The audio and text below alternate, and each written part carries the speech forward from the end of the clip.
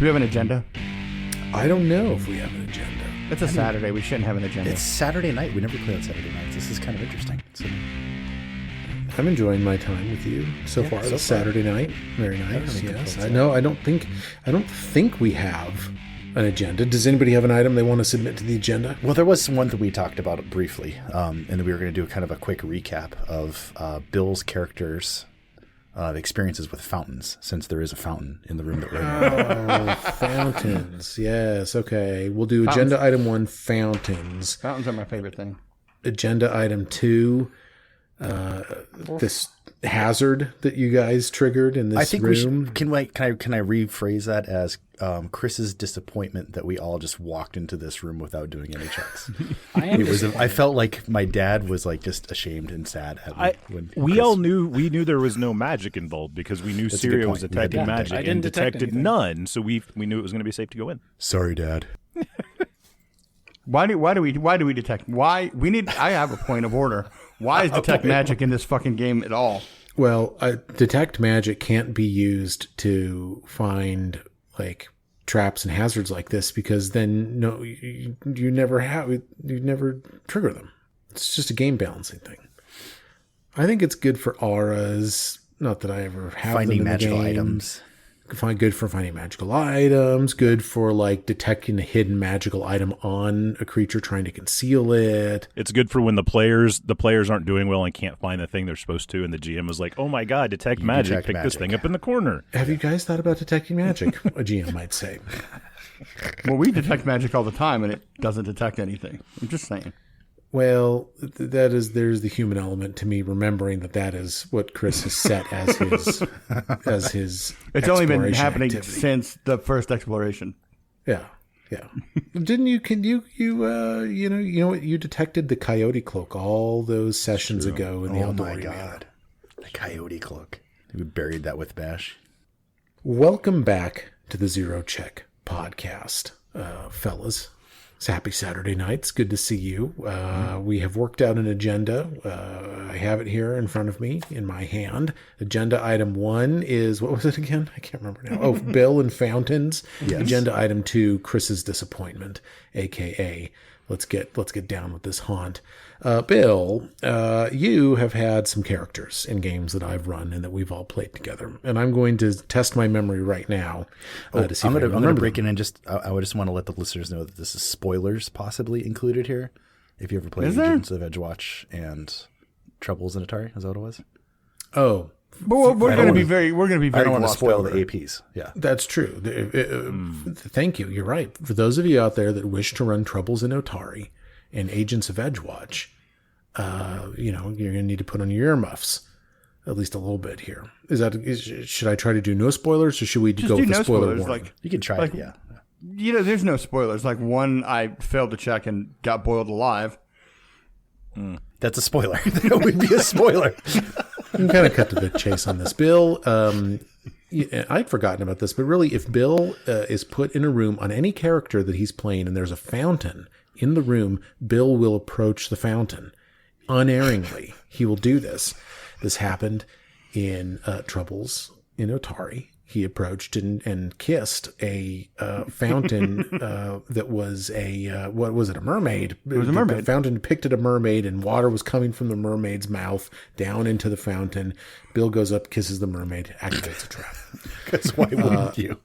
Because why wouldn't you? Because it was Vicar. I'm telling you, Bill is down to play. That's the thing about Bill. He's down. He wants to know what's going to happen, good or bad. And this is why everybody, those of you out there that run your own games, you got to have a Bill at your table. Yeah. Because he'll move it along. You got to have a guy like Bill. Unless it's his animal companion, and then suddenly it's not Very fun protective game of my anymore. pets. Yes. Very protective of my pets. That's like it's a real life thing too. Very protective of my pets. So in Troubles Under Otari, or Troubles in Otari, Bill kissed the mermaid fountain, activated the trap. In Edgewatch, he was on this paladin. If you don't say the AP, people won't ever know. People will have no idea what we're They'll talking have no about. idea what the AP That's all came right. out We of. already warned them about spoilers. So if they've listened, This is information that would have been good for me 5 minutes ago. I'm sorry, I was a little wedding singer channeling for you guys. But anyway, all I'm trying to tell you is that in Agents of Edgewatch, what did you do, Bill? You approached another fountain. You got doused with boiling water, and Reginald, your paladin, almost went to you failed a reflex save. Crit failed a reflex save. And you went to like dying too immediately. He needed to die anyways. It was ridiculous. So the best part about that is that since he was on his paladin, I think his reaction would have saved his life, but he didn't use reactions on his paladin. So he just let it happen. That's true. I've never used the reaction on a paladin. Level 5. Level 5. Never used it. If you need a guy to remember to use a reaction, it's not me either. I can't do it. And Bill, we just have to be honest. Look, you're a modern man. I'm not a paladin player. I had a good paladin voice, but as a paladin player, I'm horrible. Can you give us a little Reginald? Yeah, please. No. I want to hear. I want to hear voices. I mean, yeah, I can. Ho there, fine man. See, that was Reginald. There he is. That was Reginald. My guy. Oh my god, that just brought me back. Ho there, fine man. You have activated a level of stress in me that I haven't felt in a while. Thinking about what am I going to do with Reginald Garvey. He was a prick too. He was an asshole. He drank his Capri Suns. Yeah, but he poured it in a glass first. But I put it in a glass. Yep. I didn't drink alcohol. I never quite understood the joke of puncturing the Capri Sun bag and then squirting it into a glass and why that was so. Because it drinking from a straw is too vulgar. Yeah, it makes it a fancy drink. Yeah, and now I'm it's Capri Sun, but I'm classy. Capri like Sun, his sandwiches did not have crust. Nope. Yeah, and cut into triangles. Oh my god, triangles. Wow. I'm not sure what we've accomplished with Agenda Item 1, except to point out that Dry Colmay... I love fountains. Saw a fountain. Yeah, Bill loves fountains. Dry Colmay sees the fountain in the Haunt and walks toward it. And you guys caught on to it before I did. I was just like, oh, this is fantastic. The party's walking into the Haunt. I don't have to do any fuckery to get this thing going. And but then you guys just said, well, there's a fountain in there. Of course he went in. Bill, have you spent time in Kansas City? We did. We went and saw Tool in Kansas. Oh yeah, we went and saw Tool in Kansas City. Well, because in Kansas City, like after Paris, like the most fountains in a city in the world. Like really, tons of fountains. Yeah, it's the city of fountains. Yeah. Oh, I made it to the hotel, to the bar, to the concert, back to the bar, back to the hotel. But there was probably a fountain by the sounds of it. Yeah. Was there a fountain, fella? I was with Mike and Chris. They would know. You know what, Bill? Someday you and me, the rest of the guys, we're all going to get together. We're going to take you to some fountains. We're going to do a fountain tour. I do like a nice fountain. Exactly. Yeah. We've established. Yes, you do. Why are we still on Agenda Item 1? I'm calling Agenda Item number 2 Chris's disappointment. I am disappointed. All right. Can you take us through why you're disappointed? Yeah, because we're in a narrow hallway. We're always so careful about checking the doors for traps, whether they open inward or outward, and even this door that led to the fountain room, we went through the same routine. And then the door opens, everyone starts moving their guys, putting them in the room, and I'm sitting here in the hallways like, my exploration activities detect magic, and I'm not going into the room just yet. And so, yeah, I'm a little disappointed.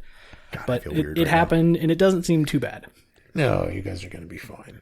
Let's get back into this game. So let's do a quick recap. Where to begin with last episode? Through a little rule of fun on my part, you guys, what did you do? You went into this foyer, this intro room to this dungeon. A lot of groups probably start in room A2. You guys have hit room A2 late in your exploration. You open up this room. There's a lone troll in there. I allow Dry Colmay a stealth check. He rolls really high. The troll, I rule, does not see you guys. So what do you decide to do? You wheel out Ikundeo with a bomb. Ikundeo runs up, throws the bomb, loses initiative to the troll. The troll notices Ikundeo winding up to deliver the bomb, and the troll runs into the throne room to begin waking up other trolls that seem to be strewn out on sleeping bags, just sleeping in there with troll hounds. So what did you guys do? You fucking all ran through the foyer, into the next door, into the next room, really into this narrow hallway. No idea what's beyond it. Is one of the most reckless things I've ever seen any group do ever. I was completely here for it. And you guys ran into this narrow hallway. And Bill, I believe you said, give the troll a perception check to see if they see us all running through into the narrow hallway. And I was just like, yeah, that sounds fun. I'll do it. And I popped a natural 1 on the stealth check. And so what was the result of this then? You guys get into the hallway, you close the door behind you, and then you hear the 3 trolls and the 2 troll hounds running through the foyer back the way you came, seemingly concluding that you have doubled back yourselves and have run away, but instead you ran forward further into the dungeon.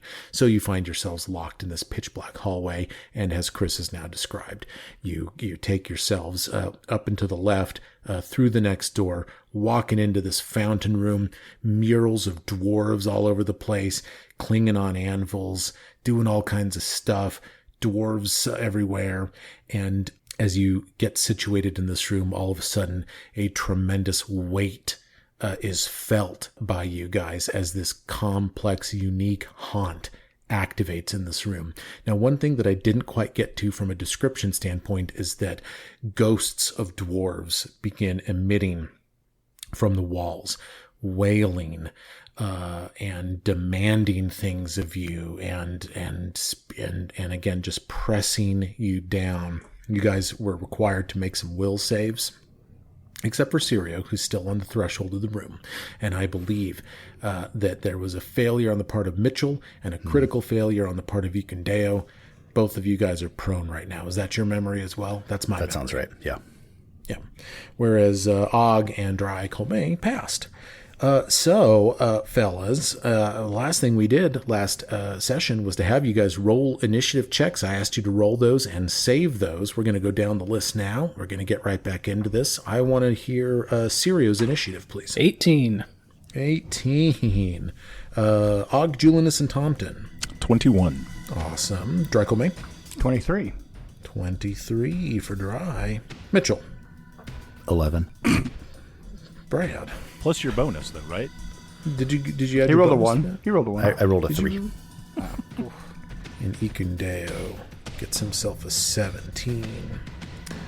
The Haunt has initiative this time. I was looking at some traits. This is a Haunt. A Haunt is like a hazard. Here's what the Haunt trait means. A hazard with this trait is a spiritual echo, often of someone with a tragic death. Putting a haunt to rest often involves resolving the haunt's unfinished business. A haunt that hasn't been properly put to rest always returns after a time. This hazard also has the complex trait. The complex trait says that a hazard with this trait takes turns in an encounter. To that end, I rolled initiative for this haunt, and the haunt gets a 23, and so it is the haunt's turn. So, to take us back through the timeline, you guys come in here, the haunt reacts to your presence, presses a couple of you guys down, and now the haunt will begin its routine. It gets 3 actions. You watch in this room as ghostly images of chanting dwarves float through the room, drifting between the creatures in the chamber. As they float, they use their 3 actions to target up to 3 different creatures in the room, touching their brows and filling that person's head with overwhelming but entirely mental choirs exalting the glory of Torag. That is what occurs. And the first person that gets their brow touched is none other than Mitchell Lewis Groning. Hey. Mitchell, I need you to make, please, a DC 25 will save, and because you are prone, you will take a -2 penalty to this. So it's a DC 27 on all purposes. Well, it's a DC, yeah, I guess so. I mean, you should. I got to roll. I got to get you get the penalty. So. Nope. What do you get? I don't want to talk about it. It's a 15. A 15 total? Yep. Adjusted 15? Was that accounting for your penalty? It'd be a 13, actually, though. Sorry. 13. Okay. So that's a good? Critical failure. It's not. It's not good.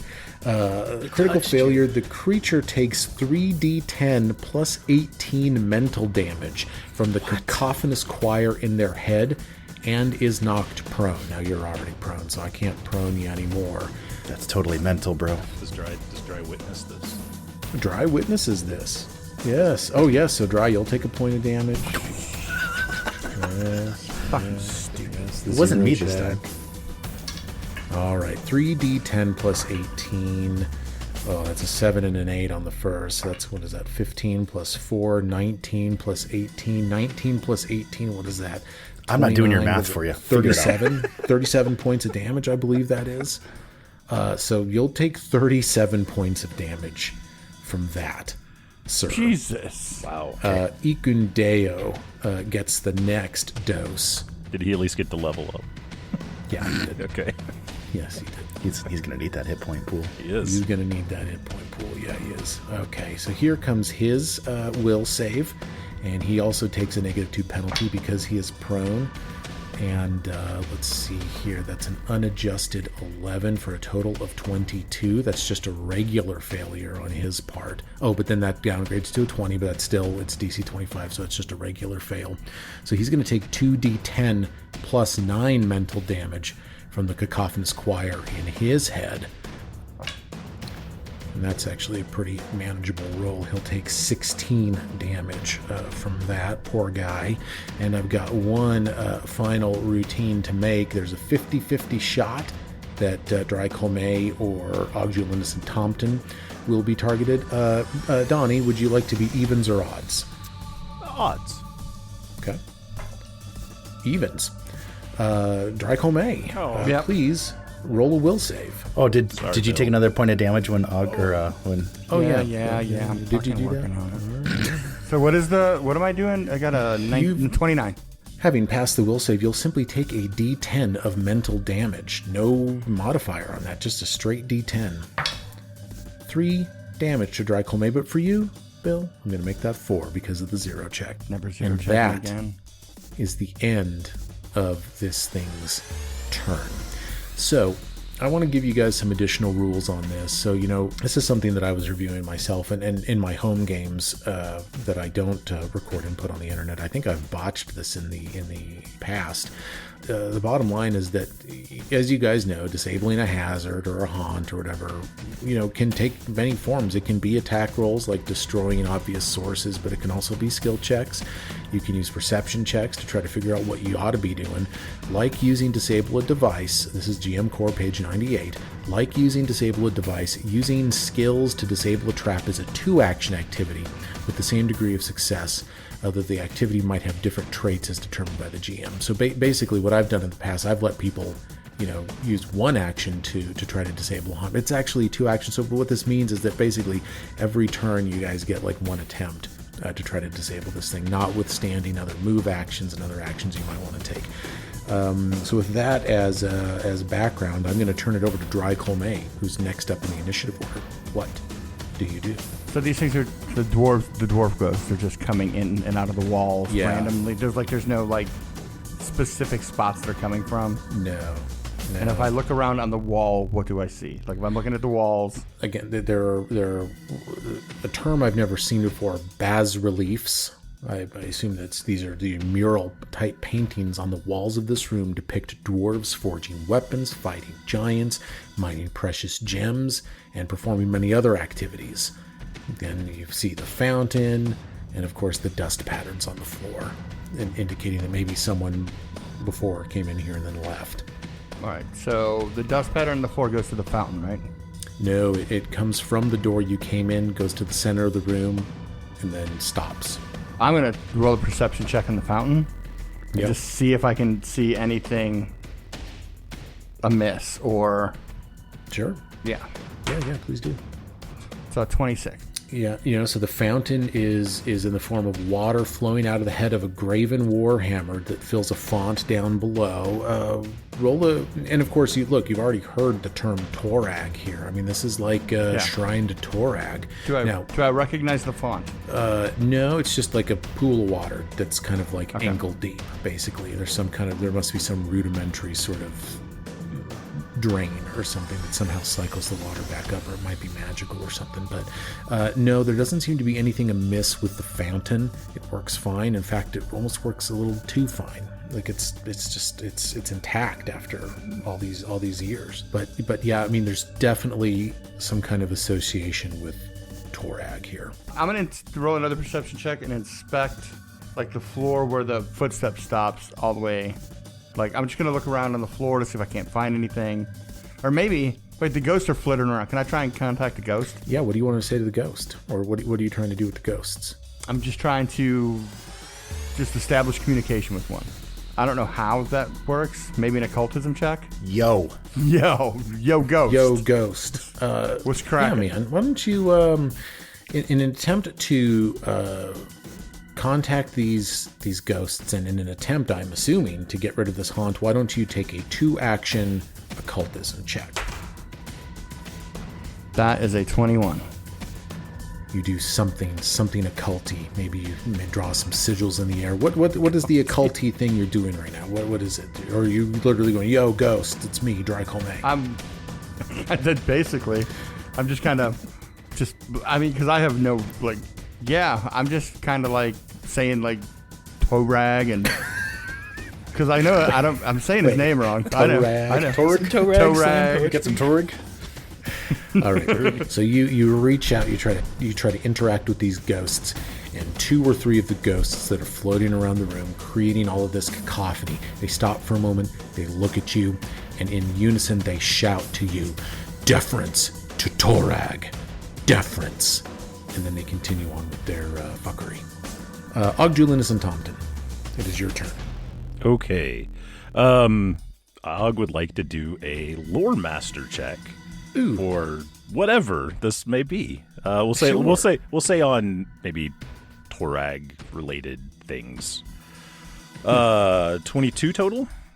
Yeah, you know that worshippers of Torag, they come in many different flavors, many different ilks, and that this is sort of surprising to you, maybe not surprising to you in different contexts, but the bottom line is that it seems obvious to you that there are vengeful ghosts of dwarves in here that, as they just verbalized to Dry Colmay, are demanding deference to Torag, and your lore master check will reveal to your knowledge base the religious acts that you think you would need to perform in order to express the required deference that these ghosts might be looking for.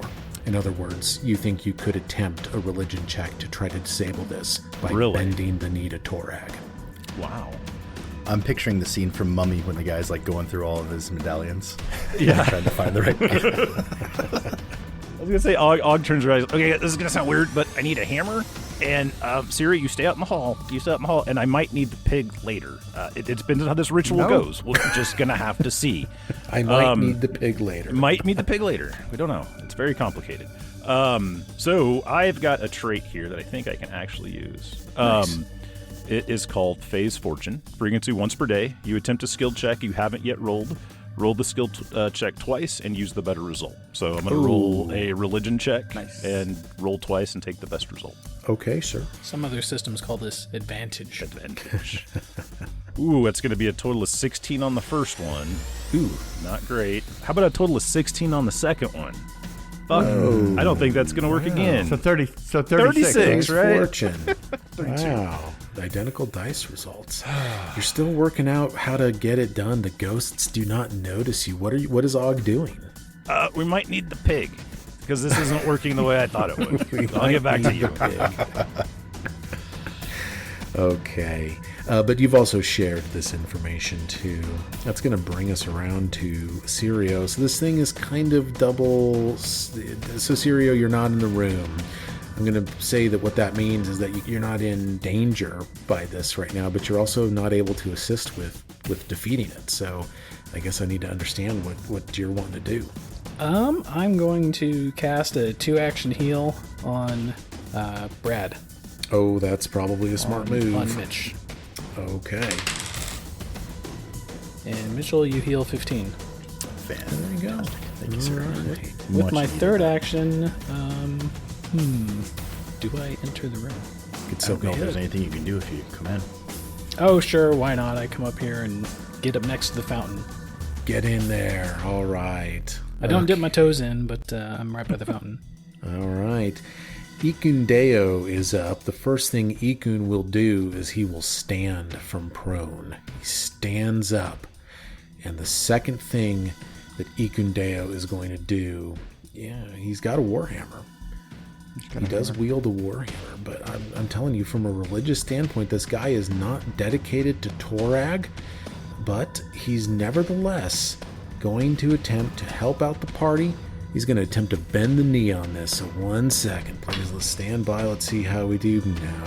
No, that's not going to be a success on that. So he rises up. He puts the warhammer over his head, and he goes, "I dedicate myself to Torag. Don't hurt us anymore. Begone, ghosts." And they don't do anything with that. That is the end of Ikendeo's turn. That brings us, last but not least, to Mitchell. And seeing and hearing what everyone's doing here, he's going to do the same thing. So he's going to kind of stand up from prone, not go all the way up, but go to one knee, not pull any weapons out, but just say, "Torag's really cool." Torag is really cool. What do you want me to roll for that? What is your skill training in religion? Trained. Okay. Yeah, I mean, you can roll it. Okay. That's an adjusted 9. Ooh, God. They get angrier at you. Dummy. They're like, "Not that way." Fine. Okay. That was 2 actions? Yeah. Okay. Yeah, this is yep. Okay. That's going to bring us into round 2. I got 3 actions here. Let me see here. I'm going to roll randomly to determine targets, but once targeted, I will not target you a second time. The first person I'm going to target is none other than Drycolme. The second person I'm going to target is Og, Julinus, and Tomton. And the third entity that I will target is Mitchell. Okay, so I'll take that will save then from Drycolme.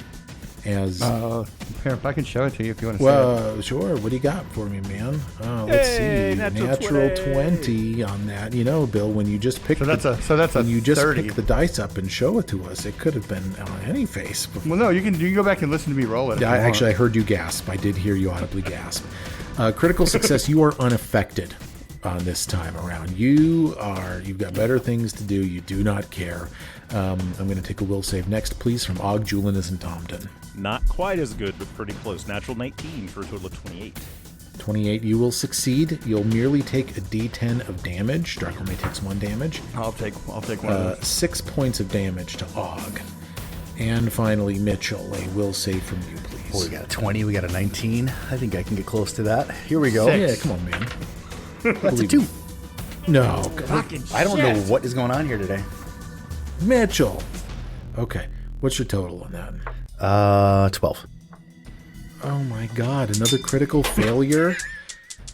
Wow, that was a long bounce on that. Next dice. You know, Brad, you've not thrown a die in a while. Certainly you haven't in 2024, but I guess there's a first time for everything. 3d10 plus 18, and you are knocked prone. God damn, this game's fucking This dope. dungeon has been so hard on Mitch. He's like 78 years old now, missing half his face. He looks like the Hound. Tormented by dwarves. Oh, that was a good reference too. Yeah. Oh, it does look like that, yeah. 32 damage. Oh my god. Okay, still up. 32. Yeah. And that is heal was prone clutch. is prone just the critical fail? Og's not prone, is he? Okay. No. Yeah, Og is. Bill, take one of those. Ooh, I did. Okay. That is the end of the Han's turn. Mitch is having a rough go. Yeah, he is. Deference to Torag. We're angry. They yell. They seem very, very mad, these dwarves. Now more of them are coming in. More of them are leaping from the walls. It is ear-splittingly loud in this room. So loud. Drycolme. Drycolme is going to walk into the front of the fountain. He's going to kneel down. On both the fountain knees. again. Sorry. Okay, you kneel down. Well, it's the only thing in the fucking room. Yeah. Kneels down, puts his head on the ground, and he's going to roll. I don't fucking... Like, my religion is shit. Anything else? Any other skill ideas you might have? You know what? Make your case for something. I could make my case for nature. Okay. I could roll a nature check. Okay. And what are you attempting to accomplish with a nature check? If I could think of the opposite of Torag, it's nature. I know. What about intimidation? Intimidate shit out Be of like, yo, bitch. All right, man. You know What about Threaten to piss in the fountain. No. I'm just gonna get down. I'm gonna do an occultism. Okay. How's that? All right. I mean, Yeah, it's go for it. fucking not good, but we'll see. Does 18 do anything? No, you're attempting to commune with these dwarves. In attempting to interact with them, you get a sympathetic ear from some of them. It almost seems like there is some humanity left in them. That they're not just monsters. They're not monstrous ghosts. You wonder to yourself if maybe they could be reasoned with. That's what you think after, again, trying to commune with them. It's going to take us then to Ogjulinus and Taunton. Okay, so we think... I mean, does Dry share that? He thinks that we could maybe reason? Yeah, I'm gonna be like, hey, I think like they're listening to me. I just don't think I'm saying the right thing. So mechanically, Mike, how do we go about trying to do that? Well, there's a skill called diplomacy. I'm not very good at that. That's yeah. So the first thing Og's gonna do, he's actually gonna swap. He had a kukri in his hand, right? He's gonna swap that for a bottle, but then he's gonna try an occultism check. He's gonna look at that fountain. He's gonna look at the ghost running around, and he's gonna be like, "You'll never sink this boat. Come on, you call this a storm? Blow, you son of a bitch! It's time for a showdown. You and me, I'm right here. Come and get me. You'll never sink this boat." And then it doesn't translate Wow, great. Lieutenant Dan. It doesn't translate great from Lieutenant Dan. Forrest Gump, but it's the closest I could think of. I like that. Occultism I like check. that. Do I get a bonus on the check? I'll give you a +1 All bonus. right, +1 bonus would give me a 22 total. God, you guys, I got some DCs in front of me. Yeah. You guys aren't hitting them. And we're They're not even high, but close. yeah. I mean, that was again, that was an 8. So yeah. But it's you have the same experience that Dry had, where it's like you're communing with them, you're on their wavelength, they're looking at you, and maybe some questioning looks from them. You guys don't look like trolls. You guys aren't necessarily Torag worshippers, but maybe you're not as evil. Maybe you're not evil. Maybe you're not tormentors to them, But yeah, I can't give you success on that. Yeah. The haunt will rage on. Hearts and minds, and guys. that will bring Hearts us- and minds. Hearts and minds. It's going to bring us to the king. All right. Yeah, I'm kind of looking around, seeing what everyone else is attempting. And so I'm going to try to commune with these ghosts as well. Followers of Torag, we are lawful humanoids here to purge the evil from this tower. And I'm going to try a deception. Not a deception, a diplomacy. Because I'm telling the truth. Diplomacy check. 25. Yeah. There we Yeah. go. There we go. Tier bonus. I don't think Tier so. bonus. Probably like a 26. I did like the role play. And you said we are lawful, attempting to purge the evil from this. I said tower, but I This guess location. it's a keep. From this keep. Who are you? How long has it been? Where are we? Who are we? Confused ghosts. What do you say? Yeah. I mean, according to famed historian Jubilost Northropple, this area and this citadel is X amount of 1,000 years old. They wail at this. Ghosts out of time. The DC on this is higher than 25. Ooh. If I take you to a 26, the DC on this is higher than a 26. But what I'm going to do for you is I'm going to give you a second diplomacy check right now to see if you can bring this home. Ooh, I rolled a 2, so that's 14. My God. Yeah. We suck at this. The haunt shall continue. The haunt shall continue. But Syria will not be touched this time through. Ikundeo is here. Would it be funny if Ikundeo won this for us? Let's just see here. You know what I'm going to do is I'm going to proxy my roll to one of you guys. Let me just make sure he's got the training. Yeah. Oh, yes. He's trained in diplomacy. You need to be trained in diplomacy to try to to disable it this way. So let's see. You know what? Brad, I think you're ready for a comeback. Would you please roll on behalf of Eukindale? Absolutely. And tell me what number comes up on your die. Comes up on my die. All right. I'm not even What'd you shitting get? you. What do you get? Oh my god. Natural 1. A natural 1.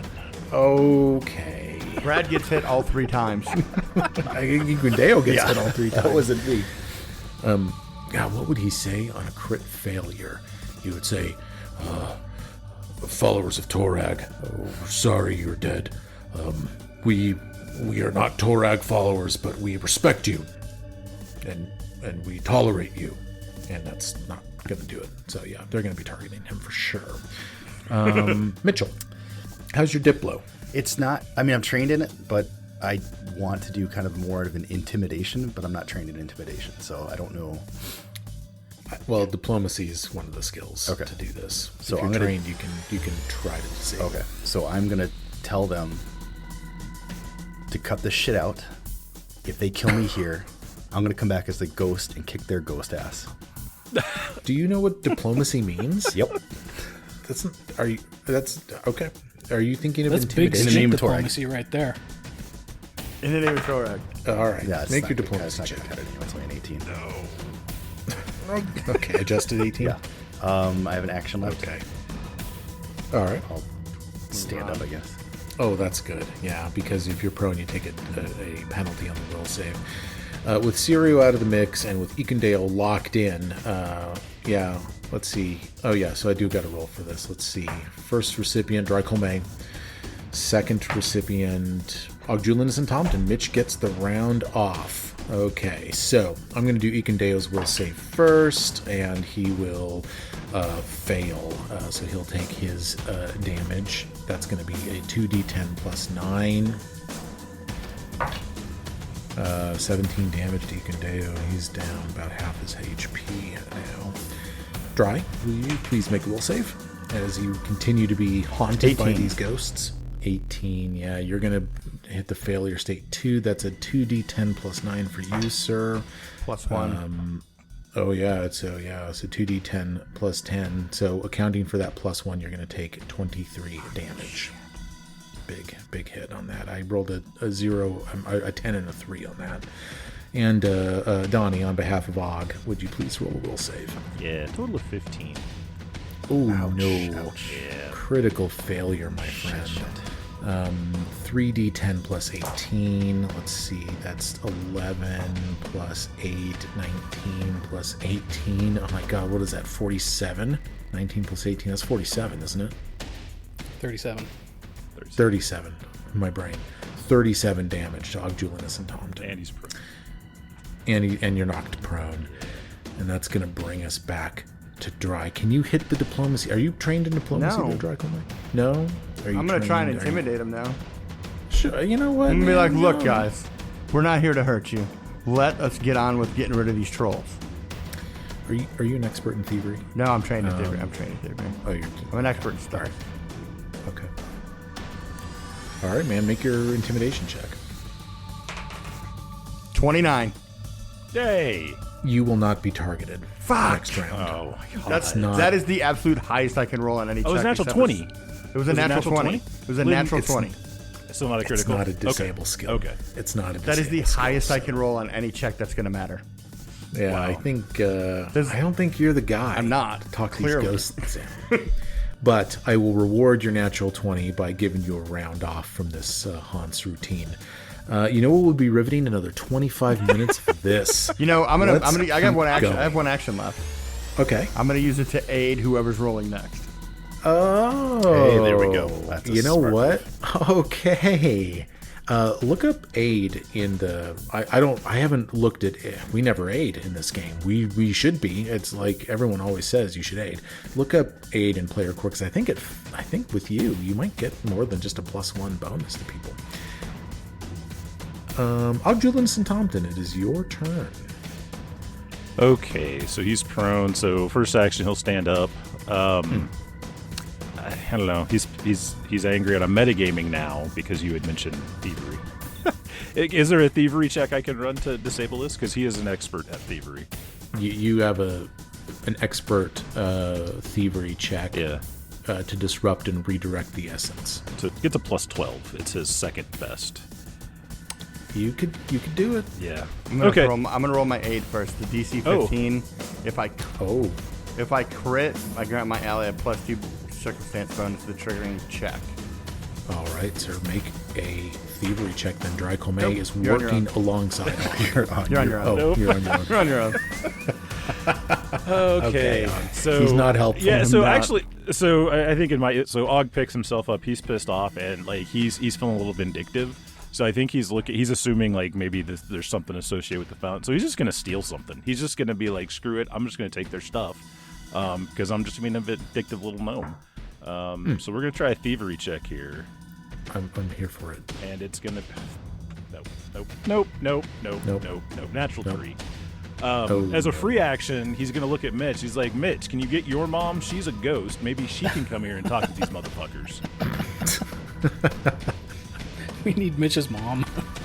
Mitch, go tell your mom. Sirio, All right, ghosts. can you beat that other roll that you did?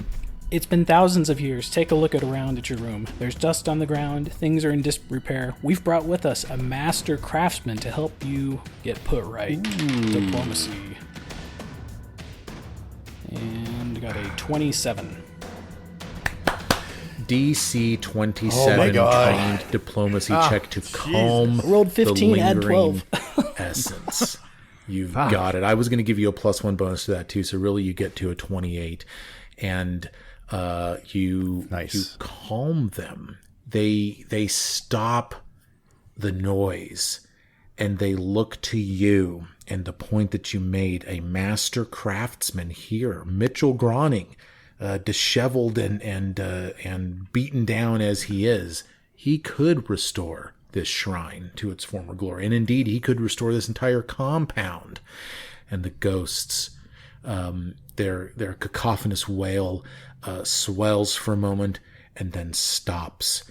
Tears stream down their eyes as they realize the truth, that they are prisoners here, that they are trapped and anchored to this shrine, and that they have been dead for thousands of years. Their loved ones are gone, and they, for some reason, are still here. And with that, their shoulders droop, and they fade slowly into the walls. So sad. Ghosts do cry. Ghosts do cry. Chris, can you hit us with a heal? Yeah, I think we're all pretty well. I am I'm beating fine, the but, elf up. You guys are beat. I'm down pretty good. Yeah, I had no rolls for that, guys. There's nothing I could do. Right there with you. I'll lift the veil on this. There were 3 disabled checks on this. Trained diplomacy DC 27, which is what did it. Expert religion DC 23, and I screwed that up. When you guys learned about the religion check, I should have specified it needed to be expert level. So you guys did lose some rolls on that one, because I think we had some trained rolls, but not expert level rolls. So I thought about kind of, flubbing it down to a trained only, but I don't know. I decided to stick with the expert. None of you hit a DC 23 religion anyway, so ultimately it didn't matter. And then a DC 30 thievery check expert level can disable this. So, but only 1 success required. So, you know what? With those DCs as high as they were, I thought that haunt actually kind of went on for a reasonable amount of time. I think it got 3 turns. So, pretty standard. It's just like the crit failing the checks is what did all the damage there. Yes. And that was a high will save, too, with the synergy of the prone people. And really, the penalty to prone, that only activates when the haunt will react when creatures move into the room with this reaction thing, which is what it used initially, and that's what knocked you down prone. And then it auto-targets prone creatures, which is why Ikun and Mitch got it the first time. But yes, so you think this haunt will come back at some point, probably in a day or so. You would think this would be easier to deactivate the next time, but yeah, the trolls don't come in here. They do not come in here. That is obvious to you now. There's a door that you came to the east Looks like it was pretty much unused. There's evidence on the floor here that maybe a troll came in once and then immediately left. There is a door going south to the throne room and a door going west to parts unknown. So here's the question. Since we know the trolls don't come in this room, and if we're quiet, can we rest for a day? That was pretty loud, though, wasn't it? Mike was saying that they were screaming and yelling. So the cacophony is loud, but, you know. But because they're going to come back. Are the right? trolls even in that room now? Because they went looking for us. It's possible. You've got a little nook to rest in. Or at least take an hour to get healed. I think we have to do that. I mean, Mitch is... We could try to barricade those doors while we're But I don't waiting. think there's anything in this room, though. It's just a fountain. I think maybe with a crafting check or something. I think Mitch has got some materials, I would think. Yeah, like, well, which way does the door swing? Does it swing out or in? All of these doors swing in. Okay. All three of them. So I could put some sort of a bar or something across the... He's got 2x4s Do you want and me a to roll drill that, on or are him. you just going to give it to me? I'll give it to you. Thanks. I'll give it Because to otherwise... Yeah, it's don't not make him happening. roll. Yeah, and we'll medicine. I'll flaming wave heal people, and I'm going to search the room for like any hidden panels, crevices, what's in the fountain. Sure. Yeah, make a perception check. 22. There's a single platinum piece in the fountain. Write it down. worth it. 10 gold. And it's a debased coin. Like it's of ancient... I mean, it's worth money, but it's an ancient currency. I'm going to fill up all my water bottles out of the fountain, too. It's clean water. It's clean. Once we barricaded, if Mitch barricaded us all, I think we should try to rest here. And if the ghosts come back, I mean, it's like an alarm clock, right? They'll Right. wake us up. Are you thinking like an If overnight? the trolls come in, what's that? Are you thinking like an overnight? Because like the one entrance that Yeah. we know of, like I would feel better knowing what's in the other side of the door to the west, but I definitely agree that this is a quiet, safe space that we could probably Yeah. get by. I hate resting in dungeons, but I do. Too. I think we Other have to. option is Last to, time that didn't end so well. I think well, we, other option is to try to go back out and I just say we're we gonna block run, the we doors ran and into I Let's think we block just them and barricade rest. ourselves Yep. in here. Let's rest. take block them and take a nap. We can still take watch, obviously. So Yeah, and we won't take a full day. We'll just do an 8-hour. yeah, just 8 hour. We got a dog. He can keep watch. He's fine. Yeah, they're probably the dog and the pig. Yeah. Yeah, put the animals on alert. The pooch and the pig. just as kind of a side note too, Mitch is studying this chamber very carefully, like as a kind of engineering standpoint, because he has no intentions of bringing this back to its glory. He's going to knock this fucking room down. I assume you form a watch rotation. You know, we don't need to belabor this, you know. Donnie, you know, you just got done, for those of you at home, Donnie just finished his Crown of the Cobalt King campaign. Yes. Which I was a player in, and he did, you know, it was a great campaign. I enjoyed it very much. In that campaign, there was a safe room Yeah. that you could rest in, which the party that I was in used and abused. A lot. This dungeon also has a safe room, and it is this Shrine to Torag. Now, you think in probably like 24 hours, the ghosts are going to come back and need to be culled again, but you don't rest 24 hours. You probably rest like 10, 11 hours or something in here, and this lets Sirio get his spells going. Everyone's at full health. Wounded conditions are gone. Some of these lingering issues are gone. I think that Og was technically supposed to be sick for 24 hours, but Donnie, I love you so much. I'm going to give you that too. Your sickness goes away, and the party is tip top. I need to know, however, who was the person on fourth watch? I think that's always Chris, isn't it? Is it always Chris?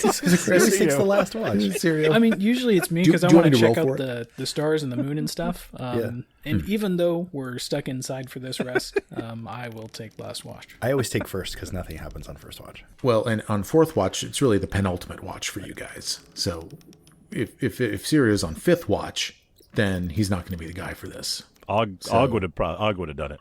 Absolutely. Yeah. Yeah, it Oh, doesn't yeah. matter. I guess it doesn't matter. Well, it might matter a little bit, because here's what happens. During this watch, there is a reticent knock on the door to the east, Housekeeping. and a voice is heard on the other side. I assume this is Og. You Yeah. guys, it's Yeah. Og, this is Og Julianson Taunton. and the voice is that of a hobgoblin. And this is what the voice says. To the intruders in the no-no room. More than one no-no room. To the intruders in the no-no room. King Hargulka will receive you in his throne room when you're ready. And Og will reply. What's he speaking in? Is he in Jotun? Is he in Goblin? What's he speaking? A heavily accented common. Yeah, so Og hears the voice, and he knows the jig is up. So he just lets him know back in. I think he'll say it in Jotun just for fun. But he'll be like, could you tell Hargulka to fuck him and the clique he claims, Fort Tran, when we ride, come equipped with game? And let them know that Dry's bow will make sure none of their kids grow. That's why we're going to fuck your bitch, you fat motherfucker. Whoa. What? Whoa. Wow. Yes. Okay. The hobgoblin gives a snort. And really, when you begin speaking in this perfect Jotun, and I've always called it Jotun, not Jotun. It's Jotun. I think it's Jotun or whatever. I've always called it Jotun. I don't know why. I like it. But anyway, yeah, you say this. The hobgoblin snorts when you begin speaking to him in that language, and then snorts again, and maybe even a chuckle comes through as you say that. The hobgoblin, let's see, he's going to think to himself for a moment, and he's like, those of you who dare to come down these stairs will die on a dare on the stairs. Wow. Beware. Dr. Seuss rap battle right there.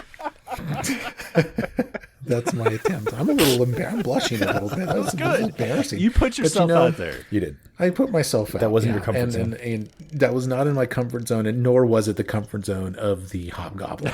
But nevertheless, he felt the need to step to your action a little bit, so he tried. Fine. So yeah, I assume this rouses you guys a little bit. You know, you guys are able to continue with your rest, though, if that's what I assume you choose to do that. And well, then, you know, it's the morning now. I'd say it's about 9 in the morning, maybe 10 a.m. after that, about 10 hours of rest. You guys are tip-top shape. What do you do? Og gets ready for a fight. Yeah. Yep. You all right? Yeah, let's go. Let's get it. What door did he knock on? Sorry, was it the one to the Probably south? this one. No, he actually came down the hallway. Oh, the hallway one? Okay.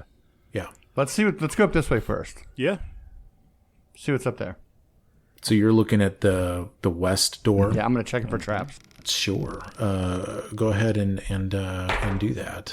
19. With that roll, you don't see anything amiss. No, the door looks fine and normal. Again, just totally unused. I mean, there's dust caked on it. Doesn't look like anybody uses this door, but it looks safe to operate. Looks safe to open. Mitch will open it up. You do this thing. Light streams in to a 2x2 room with a winding staircase ascending up Let's go to the second level. Oh, one at a time. Yeah. Ooh, what do you guys think? Back door to the throne? They have to know about this, though, right? They have to know that this is here. Surely. Well, no. Well, we don't know where it comes up. Yeah. Was there were there any of the tracks to the dust go to the store? No, they went into the middle of the room and stopped. So they don't know the stairways here. I don't think so. Well, they'd be able to see it from up top. Well, we don't know where it comes up, right? It may come to a room they don't know about. Can I roll a stealth check and try and sneak up the stairs? Oh, there we go. Yep, that's smarter. Of course, yeah. So are you going alone? Yeah, because Mitch isn't really that quiet. So you look at Dry Comey. You wonder, is this the last time I'm ever going to see him? If you see anything, come back down. Like, don't be a hero. You sneak Dry. up the stairs. 22, by the way. 22 on that stealth check. Dry, you emerge a story higher than you started. You are avoiding notice. You're creeping relatively quietly up the steps. You reach the top of the stairs, and you find yourself in a hallway that doesn't look that different from the hallways down below. You see a pathway to your right, leading off into an area, and a pathway to your left that likely Based on your knowledge of the fort, the pathway to the left seems to be heading around toward the throne room. But what is to the right? You don't see any creatures, by the way. How does it smell up here? Horrible. I'm going to whisper down to Mitch. What do you say? Come on, be quiet. Mitch comes up, and it sounds like you dropped a metal colander into garbage disposal. I'm not bringing Mitch anywhere anymore. Can't hit anything. No, I'll roll. Clink. I mean, Clink. yeah, Clink. I can roll. Do you want me Yeah, to? try to avoid notice. Why not? I mean, it's been going really well for me today. So, ooh, that's a natural 17. That's stealth. Yeah. It's a 19 adjusted. You know what, Dry? It ain't bad. Did you tell anybody else to come up, Brad? I just kind of like did the hand motion. I'm going up. And like follow. All right. You guys going to use follow the expert, maybe? Yeah. We can. Yeah. Yeah. Okay. The party ascends one by one, avoiding notice. So what's our? I mean, are we just looking around? What's our plan? Like they know we're here, right? To walk out behind the king's the throne of Harguka and be like, yo, what do you want? You called. You needed us? you called. What's up? You got follow here. Okay. So it's just Mitch then. Yeah. Yeah. So Mitch scored that 19. Really, if you guys were all coming up with the follow the expert deal, then you none of you need to roll. If you're all going up together, it goes well. Dry, you slip around the corner. You're still trying to avoid notice? Of course. Then roll that check there, sir. And I guess what's the light situation here? There are torches on the walls. like to dismiss my sword. 27. Nice. There is a room here.